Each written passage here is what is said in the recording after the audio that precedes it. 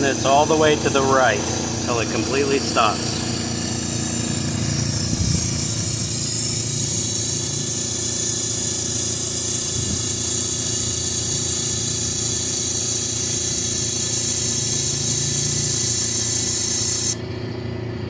Once the air goes off, wait 20 seconds to 30 seconds and then turn the valve all the way to the left, like so.